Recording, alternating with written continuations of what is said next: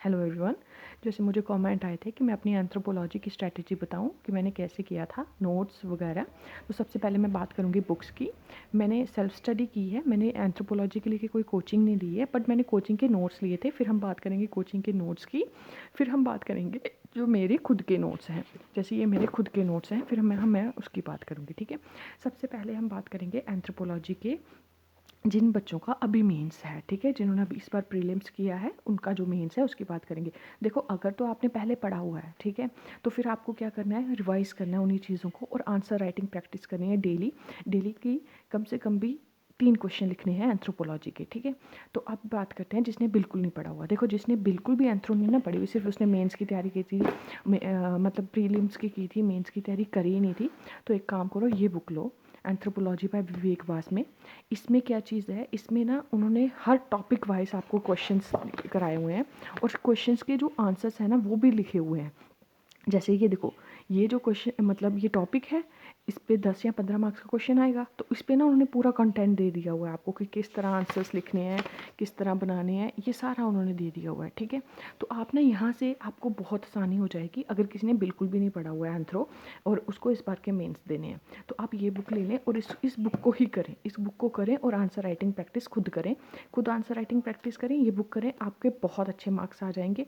बाकी तो रहा कि अभी, क्योंकि देखो आपने उनके साथ कंपटीशन करना है जिन्होंने 2 बार मेंस भी शायद दे दिए होंगे या शायद उनको बहुत कुछ आता होगा, लेकिन अभी आपके पास जितना टाइम है उसको यूटिलाइज़ करना है ना, तो आप ये बुक ले लें। और जिसने अभी पहले भी पढ़ा हुआ है ना, वो भी इस बुक को यूज़ करे, क्योंकि ये बुक बहुत अच्छी है और मैंने अपनी मेंस की जर्नी में ना ये बुक बहुत यूज़ करी है।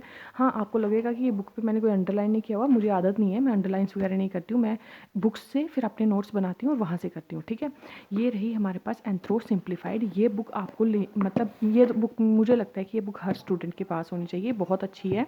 ठीक है, ये अनुदीप धूरी शेट्टी सर ने ही रिकमेंड की थी और मैंने पहले भी अपने उसमें बताया था कि मैं अनुदीप धूरी शेट्टी की बहुत सी बातों को मतलब मैंने उनकी बातों को लेके चली हूँ। तो ये उन्होंने बुक रिकमेंड की थी और ये बुक ना अक्षत जैन सर ने भी रिकमेंड करी थी, तो मैंने ये बुक ली थी और मुझे ये बुक बहुत हेल्प करी।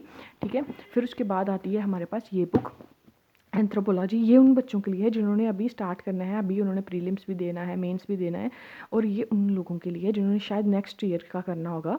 तो देखो, एक ये बुक है एम्बर एंड एम्बर, इस पर आपको ना बेसिक एंथ्रोपोलॉजी मिल जाएगी कि लिंग्विस्टिक एंथ्रोपोलॉजी क्या होती है, रीजनल क्या होती है, किनशिप क्या है, मैरिज क्या है, ये जो टॉपिक है ना ये आपको इस बुक से मिल जाएंगे और ये बुक बहुत अच्छी है। ठीक है, कि कैसे डिफरेंस होता है, क्या होता है एंथ्रोपोलॉजी क्या है, ये बुक है। फिर उसके बाद आपको आता है इंडियन एंथ्रोपोलॉजी का टॉपिक, उसके लिए ये बुक ली है मैंने नदीम हसनैन की। ये बुक बहुत अच्छी है, छोटी सी बुक है और इसमें आपका जो पार्ट 2 है ना वो कवर हो जाएगा। हाँ, कुछ आता है जैसे ब्लैक मैजिक टाइप, कुछ ऐसे टॉपिक आते हैं जो ना वो मैंने नेट से किए थे और मेरे पास एक ऑनलाइन कोचिंग थी वेद सर की, मैंने उसके नोट्स से किए थे, मैं अभी उनके नोट्स भी आपको बताऊँगी। ये है इंडियन एंथ्रोपोलॉजी। फिर आपका आता है फिजिकल, जिसमें आपको इकोलॉजी और आपको एवोल्यूशन और जेनेटिक्स आता है। ठीक है, वो यहाँ से करना है आपने। ये बुक है पीनाथ की फिजिकल एंथ्रोपोलॉजी। सारी बुक नहीं करनी होती है, वही टॉपिक करने होते हैं जो आपके सिलेबस में है, प्रीवियस ईयर्स पेपर देखने पड़ते हैं। ठीक है, तो ये है फिजिकल एंथ्रोपोलॉजी। तो मैंने बुक्स जो ली थी ना, मैंने बुक्स यही ली थी, इसके अलावा मैंने कोई बुक नहीं ली थी। मतलब ये 3 बुक्स ली थी और ये तो मस्ट है, ये आपके पास होनी ही चाहिए। जब मेरा मतलब शायद अब मैं फिर से JKPSC नहीं दूंगी शायद, लेकिन अगर मैंने कर दिया ना कि मैं JKPSC नहीं दूंगी, तो ये बुक जो है, ये बुक और ये बुक्स जो हैं वो मैं गिव अवे कर दूंगी, ऑनलाइन ही गिव अवे कर दूंगी मैं। तो ये है मेरी बुक्स। अब हम बात करेंगे जो ऑनलाइन कोचिंग के नोट्स मैंने लिए थे। ठीक है, मेरे पास और भी नोट्स हैं। देखो, मैं सिर्फ आपको अपनी ऊपर से वो बता रही हूँ। जैसे ये नोट्स हैं पहले। ठीक है, ये मैंने लिए थे वेद सर अकेडमी के नोट्स। ठीक है, ये वेद सर अकेडमी के नोट्स हैं, वेद सर की अकेडमी है, उनके नोट्स हैं, ऑनलाइन मंगवाए थे मैंने। तो ये देखो, ये मैंने बहुत पढ़े हैं नोट्स, इन नोट्स को ना मैंने बहुत ज़्यादा रीड आउट किया है, पढ़ा है। तो ये जो बुक्स हैं ना वेद सर के, इसमें से मैंने सारा पढ़ा। ये मेरे ना 3 नोटबुक्स थी, मतलब 3 कॉपीज़ थी, 2 पे नोट्स थे और जो ये देखो, ये सारा मैंने ना पढ़ा हुआ है इस पर। तो ये ना मेरे पास 2 नोट्स थे, एक में सिर्फ PYQs और उनके आंसर्स थे, मैंने यहीं से आंसर राइटिंग प्रैक्टिस करी है। ये है, और ये जो ये UPSC के हैं। ठीक है, और इस पर जो है, इस पे भी आपको मटेरियल मिलेगा। ये भी सारा मटेरियल है ऑनलाइन, तो मतलब हमारा एंथ्रो का, तो मैंने यहाँ से किया हुआ है। इसमें PYQs भी हैं, अकॉर्डिंग टू PYQs आपको नोट्स मिलेंगे यहाँ पर। तो ये ना बहुत अच्छी है। मैंने ये बुक्स भी पूरी करी थी। अगर मैंने मेंस अपने किए हैं ना, तो मैंने बुक्स वाली वो वाली बुक से एक ही बार पढ़ा था और उसके दूसरी बार नोट्स बना दिए थे। बाकी मैंने जो किया था वेद सर की और वो विवेक वासमी की बुक से किया था। तो ये जो है ये भी है इंडियन एंथ्रोपोलॉजी, ठीक है। मैंने अपनी वो वाली बुक यूज़ की थी नदीम हसनैन की, और ज़्यादा बुक मैंने ये यूज़ की थी क्योंकि ये बुक जो है ना, आप देख सकते हैं इंडियन एंथ्रोपोलॉजी, ये आप इनको देख सकते हैं, ठीक है। ये इनकी बुक है। अगर आप आपको मिल जाए तो ये बुक बहुत अच्छी है, बहुत ही ज़्यादा अच्छी है। तो मैंने यहाँ से किया था इंडियन एंथ्रोपोलॉजी। वहाँ से मैंने कुछ ऐसे टॉपिक किए थे जो मुझे कहीं मिल नहीं रहे थे नदनीम हसनैन की बुक से। बाकी मैंने यहाँ से पढ़ा हुआ है।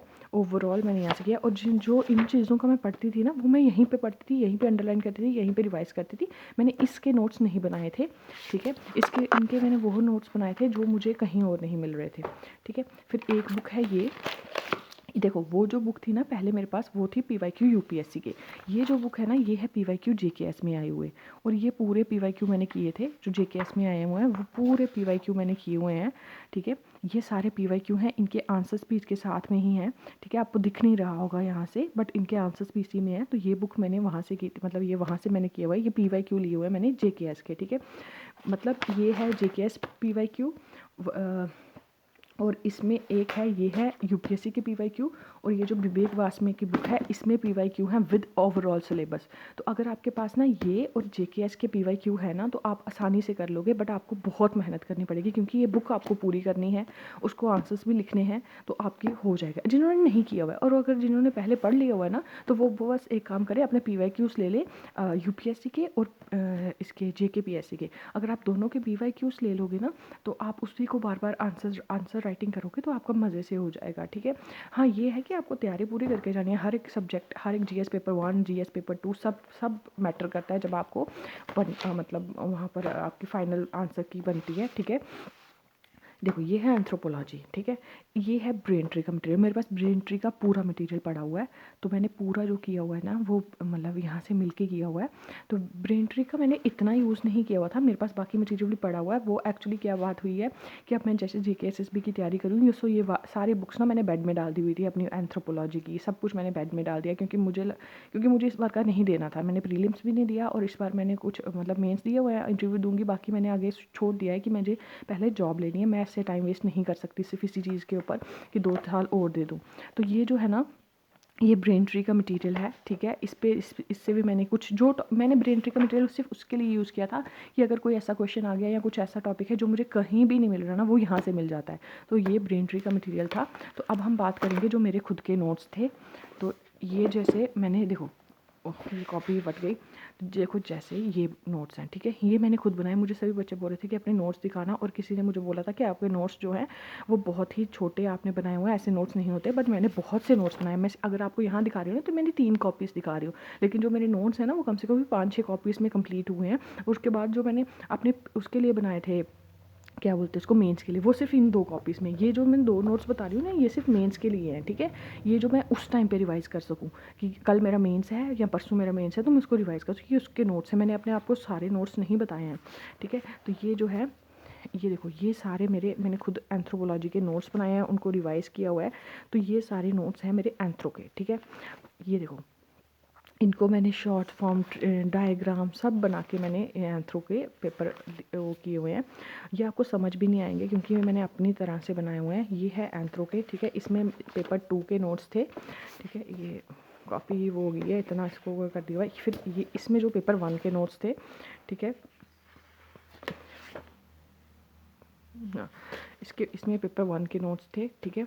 थोड़े पेपर 2 के भी होंगे बीच में, अगर आपको ऐसे लगेगा, बट थोड़े पेपर 2 में भी होंगे। तो ये जो नोट्स हैं, देखो, ये इसको मैंने बार बार पढ़ा हुआ है, और इसको मैंने पूरे नोट्स जो है बहुत करे हुए हैं, ठीक है। ये अगर आप ये बोलोगे कि 2 कॉपी में आपके सारे नोट्स आ गए, नहीं, 2 कॉपीज़ में सारे नहीं आए हैं। ये वो है जो मैंने एंड में कट शॉर्ट करके लिखे हुए हैं कि अब मतलब अब इसी में से अब मैं करूँगी, क्योंकि देखो, अगर आपका कल पेपर है ना, तो आप 4-5 नोटबुक्स नहीं रिवाइज़ कर सकते। मैंने ये इस तरह से अंडरलाइन और किया है कि मैं बस वही वर्ड पढूँ जो मुझे पढ़ना होता है, ठीक है। तो ये मैंने नोट्स उसके लिए बनाए हुए हैं। फिर उसके बाद बारी आई, मैं आपको दिखाती हूँ कि मैंने जो स्टार्टिंग में नोट्स बनाए थे ना, वो मैं किस तरह से बनाती थी। देखो ये जो नोट्स है ना, देखो ये मैंने नोट्स इस तरह बनाए थे, ठीक है। देखो ये मैंने बनाए थे ऐसे, मीनिंग एंड स्कोप मतलब यूनिट 1 है, यहाँ से स्टार्ट हुआ है, ठीक है। ये नोट्स हैं जो मैंने सबसे फर्स्ट टाइम बनाए थे। देखो ये कितने साफ़ है, और वो देखेंगे आपने जिससे मैंने रिवाइज़ किया हुआ है वो किस तरह से थे, ठीक है। ये हैं, ये नोट्स हैं मेरे जो मैंने सबसे फर्स्ट टाइम बनाए थे, आपको दिख रहा होगा।